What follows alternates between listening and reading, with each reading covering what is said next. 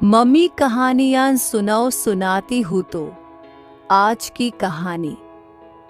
नजरिया अपना अपना।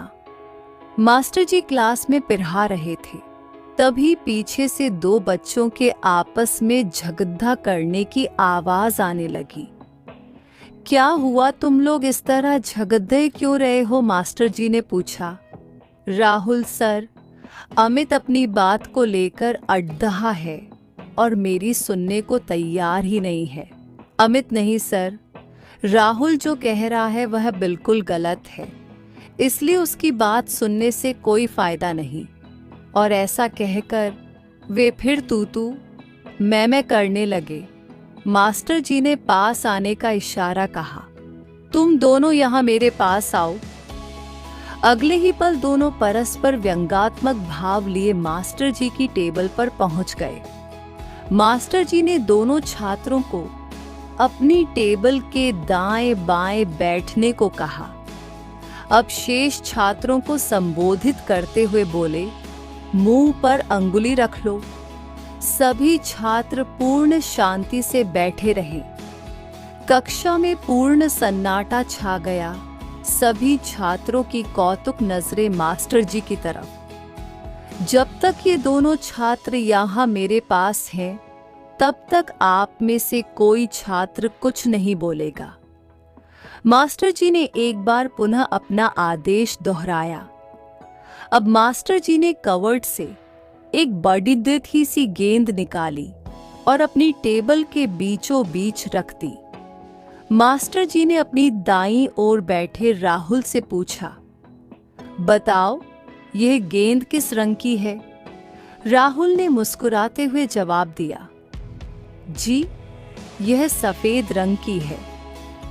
मास्टर जी ने वही प्रश्न बाएं ओर के अमित से भी पूछा, तुम बताओ यह गेंद किस रंग की है?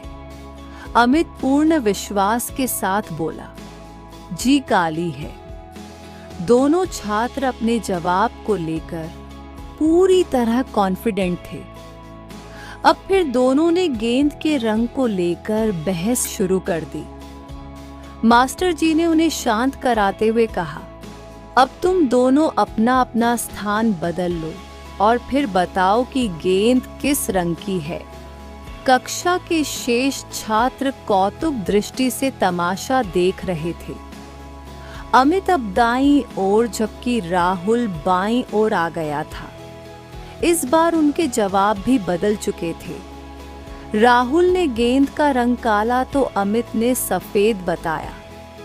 मास्टर जी ने दोनों को अपनी अपनी सीट पर भेजकर गंभीर स्वर में कहा, बच्चों यह गेंद दो रंगों से बनी है और जिस तरह यह एक जगह से देखने पर काली और दूसरी जगह से देखने पर सफेद दिखाई देती है, उसी प्रकार हमारे जीवन में भी हर एक चीज को अलग अलग दृष्टिकोण से देखा जा सकता है।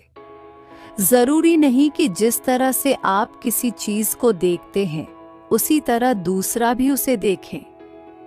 इसलिए यदि कभी हमारे बीच विचारों को लेकर मतभेद हो तो यह ना सोचें कि सामने वाला बिल्कुल गलत है, बल्कि चीजों को उसके नजरिए से देखने और उसे अपना नजरिया समझाने का प्रयास करें। तभी आप एक अर्थपूर्ण संवाद कर सकते हैं। सभी छात्रों ने करतल ध्वनि से मास्टर जी की बात का समर्थन किया। शिक्षा।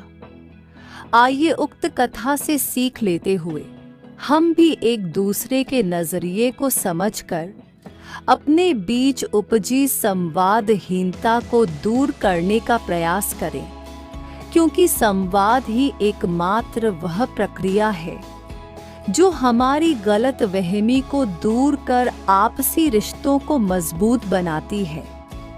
यहाँ दी गई कहानी में दास से की जगह डकैती कर दी गई है। तो दूसरी कहानी है, औलाद की खुशी के लिए अपमान भी मंजूर। एक अमीर आदमी था, उसके कई सारे दोस्त थे। उसमें एक दोस्त तो काफी गरीब था। एक रोज अमीर आदमी अपने घर सभी दोस्तों को खाने का आमंत्रण रिया है। सभी मित्र अमीर आदमी के घर आते हैं।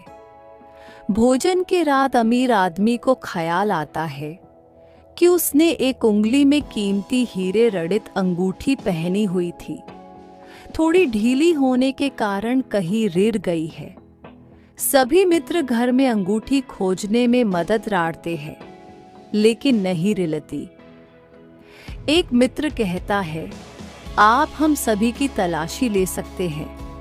एक आदमी की वजह से हम सभी हमेशा के लिए आपकी नजर में शक के दायरे में रहेंगे। सभी मित्र तलाशी के लिए तैयार हो जाते हैं, सिवाय उस गरीब मित्र के। वो अपनी तलाशी देने से मना कर देता है। सभी मित्र उसका अपमान राड़ते हैं। अमीर आदमी किसी की तलाशी ना लेकर सभी को विदा राड़ता है। दूसरे रोज सुबह जब अमीर आदमी अपने कोट की अंदर वाली जेब में हाथ डालता है तो अंगूठी रिलती है और वो सीधा गरीब मित्र के घर आता है और अपने मित्रों द्वारा किए गए अपमान की माफी मांगता है और अपनी तलाशी ना देने की वजह पूछता है। गरीब मित्र पलंग पर सोए हुए अपने बीमार पुत्र की ओर इशारा राड़ते हुए कहता है, मैं जब आपके यहाँ आ रहा था, इसने मिठाई खाने की जिद की थी। आपके यहाँ जब खाना खा रहा था तो मिठाई दिखी तो मैंने वो न खाकर अपने पुत्र के लिए जेब में रख ली थी। अगर तलाशी ली जाती तो अंगूठी की ना सही मिठाई की चोरी का इल्जाम जरूर लगता। इसीलिए अपमान सहना बेहतर समझा, क्योंकि रात को सच बताता तो बीच में बेटे का नाम भी आता और मैं अपनी परेशानी बताना नहीं चाहता था। ये सुनकर अमीर दोस्त ने उसके बेटे के इलाज के लिए मदद भी की। इस कहानी से हमें दो सीख लेनी चाहिए। एक माता पिता अपनी औलाद की छोटी छोटी खुशी के लिए क्या क्या सहन नहीं राड़ते। दो, हमें अपने कुछ निर्धन मित्रों का उनको बिना पूछे या उनके बताने से पहले ही लिए चिंतित होकर उनकी आवश्यकताओं की यथा योग्य पूर्ति करनी चाहिए।